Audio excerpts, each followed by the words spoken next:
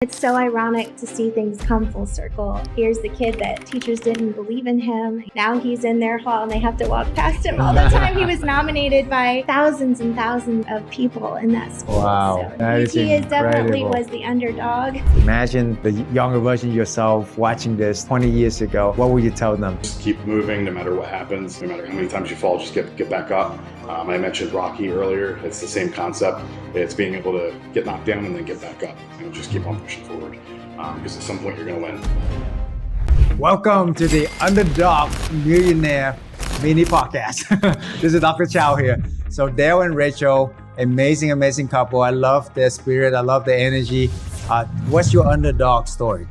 Go ahead. My personal underdog story, I was homeschooled, very small, sheltered environment, which was honestly really great because I was able to be very self-directed, being in that kind of environment with school and, very independent. But just kind of started as a school teacher, just very meager beginnings. And it's interesting to see as you look back on your life that you never would dream, being here today, even just taking in, being able to meet, really great people and entrepreneurs. But I think it's so important to look back at where you started. Yes. And remember, your why and how God brought you there and reflect on his goodness and receive that. Because sometimes we get so busy that we forget to remember and honor what God has done in your life. So just small little teacher, shy, bashful. Now, I've come such a long way. I feel like this little flower that kind of blossomed. Wow, that's awesome. And that's where you're from. And what have you accomplished now?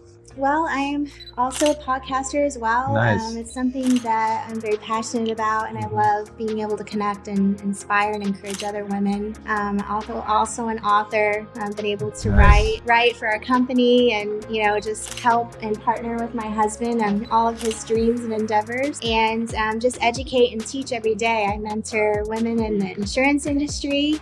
And help run a large group actually for women in insurance. Nice. And it's been super rewarding because, I get to do what I love and do it with who I love, and that's important. So. Wow, that's incredible. Yeah. What about your story? So I've grown up in school. I'm from Philly. Growing up in school, I was always told that I was never going to amount to anything. I was going to be a class clown, never amount to anything in life. Wow. So it was just constant berating by teachers and stuff saying that I wasn't going to be anything. So being able to prove myself has been great.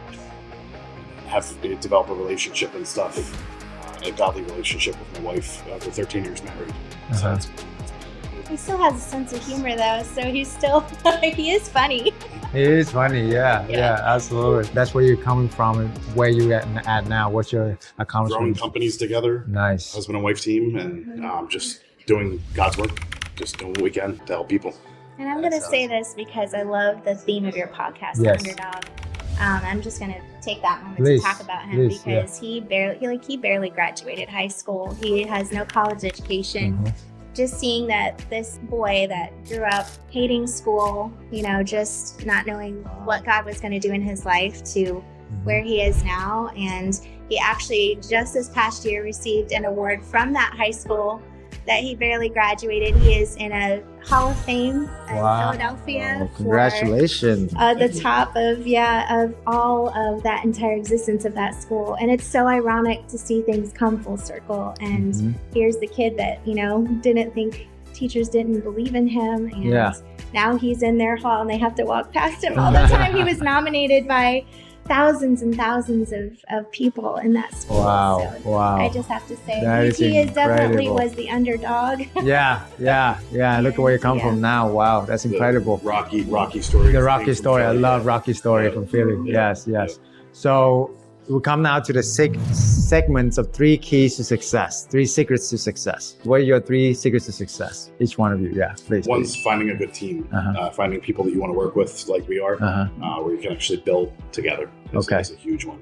I would say it's important to have perseverance because you're going to go through things in life that knock you down and things that set you off track. You're going to make decisions that maybe are a mistake. You might fail. But you have to persevere, and you have to know the purpose, you know, that your life it's so much more than just your work, but your life's mission and your life's purpose, and keeping that centered and inviting God into all of it. You know, you can't fail that way. It leads into trust. Be around people that you trust.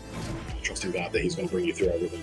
Oh, absolutely. Trust, believe, right. Yep. In yourself too, big time, right? Yes, Yeah. you have to believe in yourself. You do. Absolutely. Yep. So how do you It's tough guys to do. overcome that though? Because, you know, you guys didn't, you know, have much or growing up and all of that, but how do you overcome that self-image or that confidence, right? How do you have that confidence in yourself?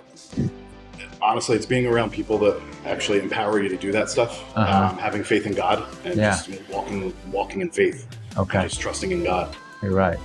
Yeah, that, and I think also, you know, when you're in that moment, you have to remember that we go through seasons, and we're not meant sometimes to stay in a season forever, but sometimes we do for longer than God maybe even wants us to, because we wallow in the despair, we look at the negativity, we look at what's going on instead of the bigger picture, and God sees the forest in spite of the trees.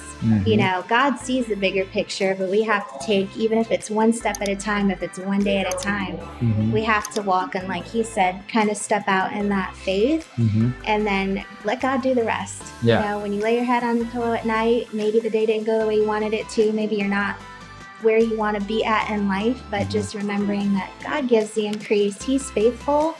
And if you do the work and you actually put in the time, you know, like we're seeing today, just being able to connect with other people with the same stories, you know, God does give the increase, and enjoy that. Right. Like that would be my third thing too, kind of going back to what you asked, is enjoy the success that God gives you, whatever that looks like. Enjoy every day. Right. Enjoy the fruits of your labor. That's a good thing to do. Wow. Don't get so caught up in the work that you don't enjoy what you've worked for. You know, and take time to do that with the people that you love. Absolutely. Like, that's important. Absolutely. So 60 seconds, fire, your house on fire, 60 seconds, what will you grab and why? My wife and kids.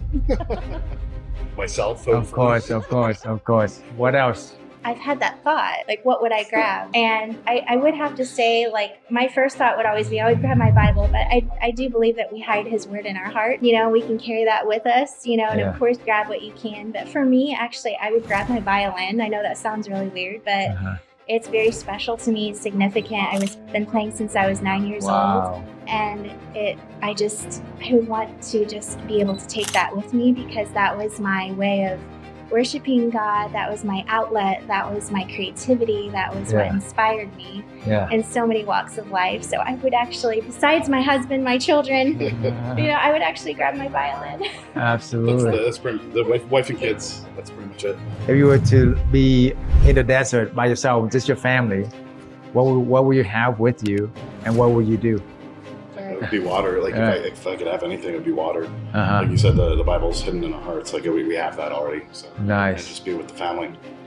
The other thing I would say is when you're in those situations, you become very creative. Right. And I think sometimes we don't always know, like, until we're there, and then all of a sudden we start becoming very creative, very intuitive, and instinct kicks in. Right. So, you know, whether we have to figure out how to find the water or what to eat or where to find what to eat, you know, there's so much instinct in us that we don't exercise because we're so, you know, used to the comforts and luxuries that we have. Right. But when you strip all of that away, we know how to, you know, we are intrinsic to know how to survive. You know, so. It's like a totally different conversation being there, and then you sitting here and asking that question. But I know, like, he would, I truly believe if we were in that situation that he would know what to do. Because he is just, his brain is wired to, like, we're going to figure this out. We're going to survive. Chaos. He really does. Yeah. Wow. So. That's awesome. That's awesome how supportive she is of him. And that's really great. And you need that. Yeah, that's amazing. So I want you guys to look into the camera, talk to your younger self. Imagine, you know, the younger version of yourself watching this 20 years ago. What would you tell them? Keep going, keep moving forward. It's the biggest thing I've learned is just keep moving no matter what happens, no matter how many times you fall, just get back up. I mentioned Rocky earlier. It's the same concept. It's being able to get knocked down and then get back up and just keep on pushing forward. Because at some point you're going to win. Nice. I would say I've thought about that actually a lot, and I would tell my younger self to not be so consumed and caught up with what everyone else is thinking about me, and be more concerned about what God is showing me and teaching me, and not compare, so that my story and my journey to what everyone else's is, because we all have our own path and we're all walking our own journey, and that's okay. And to just shine in the gifts that God has given me and not let anyone or anything ever take that away. That's awesome. That's beautiful. Okay, so where can people find you and how we support you? Well, me personally, I would love to just invite people to listen to my podcast. It's called Heels, Handbags, and Hustle. Was born and inspired from just a desire, just kind of like what you enabled us to do today, is to tell their story and encourage other women in whatever season and walk of life that you're in to invest in other women as well, because we're not meant to just hide our, kind of hide it under a bushel, as that old song used to be, but to shine that light, and you can't ever go wrong with that. I'm also on Instagram. My handle is Rachere, Rachere. It was my nickname when I was a little girl, so just stuck with me, but yeah. That's awesome. For me, it would be Instagram. I am Dale Earp, so it's at I am Dale Earp, DALEEARP. Some of our websites, earpenterprises.com, earpware.com, so it's my last name, EARPWARE.com. We're on LinkedIn. We're on a lot of different social media. So wonderful. And I will say, if you follow this guy on Instagram, you will laugh at all of his pictures, because he always makes this face where it's like this, surprise, face. That face. That's awesome. So if you want to see what that face is up to, definitely follow that.